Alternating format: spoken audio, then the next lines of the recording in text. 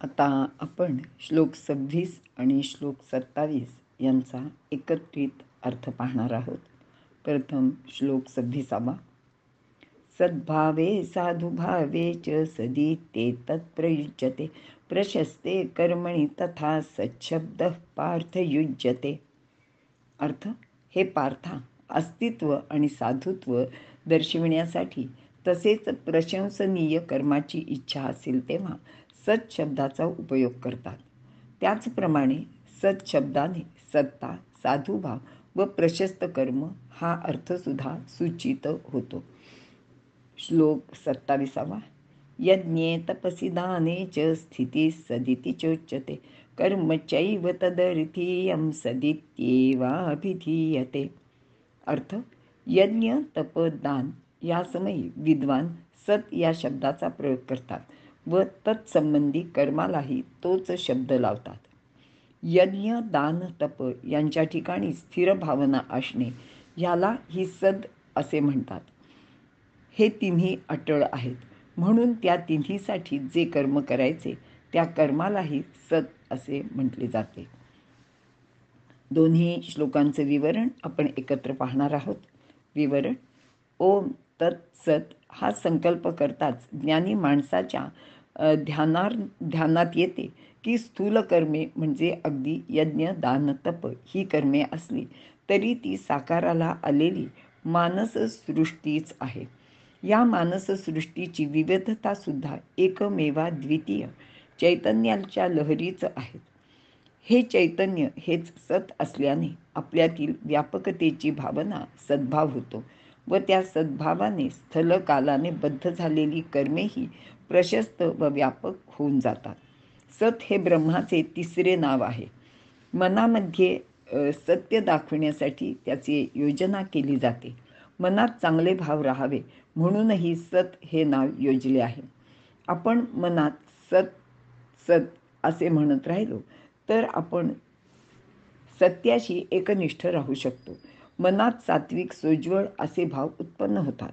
मनात असे चांगले भाव राहावे यासाठी सत या ब्रह्माच्या नावाचा उपयोग केला जातो असे भगवंत सांगत आहेत.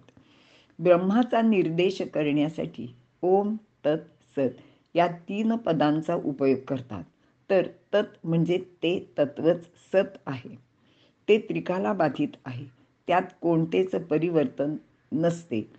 तीच एक वस्तू सत वस्तू आहे आणि तिचे नाव ओम असे आहे. सत शब्दाचा अर्थ अस्तित्व असणे व शुभ प्रशस्त कर्म असाही आहे. म्हणजेच ओंकार हे वस्तू आणि तत् हेच सत्य आहे.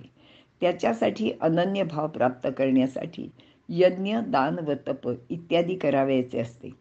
या सर्वांचे फल सद्वस्तूला म्हणजे ब्रह्माला अर्पण होणे. ब्रह्मार्पणमस्तु अशी शुभेच्छा प्रत्येक साधकाने आपल्या मनात धारण करावी व स्वतःला कृतकृत्य करावे असा सत्शब्दाचा अभिप्राय किंवा अर्थ आहे. आता वर सांगितल्याप्रमाणे सत हे ब्रह्माचे तिसरे नाव आहे. तरी तत्शब्दे येणे आटुनी असंताचे नाणे दाविजे अव्यंग बाणे सत्तेचे रूप. सत शब्दाने जगदादी सर्व असतचा पसारा दूर झाला की अव्यंग, शुद्ध, चोख, निर्भेळ सत्स्वरूपाचे दर्शन होते. ही सद्वस्तूच देशकालाने बाधित न होणारी अखंड व जशीच्या तशीच असते. या सत्शब्दाचे योगानेच ब्रह्मरूप होणारे जे प्रशस्त कर्म त्याबद्दल कर्मत्व दृष्टी ठेवू नये. प्रशस्त कर्म म्हणजे उत्तम कर्म, प्रशंसनीय कर्म अशा कर्माचे प्रारंभी सत शब्द जोडतात. जसे सच्छील, सद्भाव, सदाचरण, सज्जन, सत्शिष्य, सद्गुरू, सत्कार्य इत्यादी. याप्रमाणे सर्व प्रकारच्या चांगल्या गोष्टींना किंवा कर्माला सत शब्दाची जोड देतात. यज्ञ, तप, दान करताना ओम तत् सत या मंत्राने ती ब्रह्माला अर्पण करतात व त्यामुळेच ती ब्रह्मरूप होतात. येथे उणे अधिक काही उरत नाही. जसे नदी समुद्राला मिळाली की तिच्यात वेगळेपणाने पवित्र किंवा अपवित्र असे काहीच उरत नाही. ज्ञानदेव ह्याचं सुंदर वर्णन करतायत. लोहा परिसाची घृष्टी, वोहळा गंगेची भेटी, का मृता जैसी वृष्टी अमृताची. असा सत्शब्दाचा महिमा आहे. या ओवीचा अर्थ थोडक्यात असे आहे की एकदा का लोह परिसाला मिळाले किंवा त्यांनी स्पर्श केला की त्याचे सोनेचं होते, ते लोहपणाने वेगळे उरत नाही. वोहळा गंगेची भेटी, एखादा गावातला ओहोळ किंवा असा छोटासा नाला एकदा का गंगेला मिळाला की तो गंगारूप होतो. किंवा एखाद्या मृत माणसावर अमृताची जर वृष्टी झाली म्हणजे अमृत सिंचन झाले तर तो माणूस जीवित होतो. असा ह्या सत या शब्दाचा सुद्धा मोठाच महिमा आहे असे भगवंत इथे सांगत आहेत.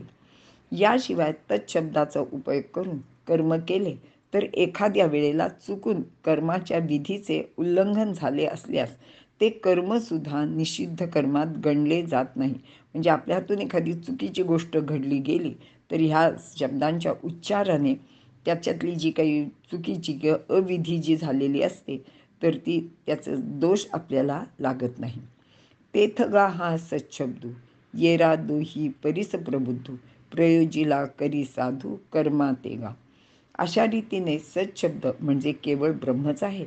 म्हणून सर्व चांगल्या कर्माचे सुरुवातीला हा शब्द उच्चारला की ते कर्म ब्रह्मरूपच होते असे भगवंत इथे सांगत आहेत. इथे आपण थांबूया.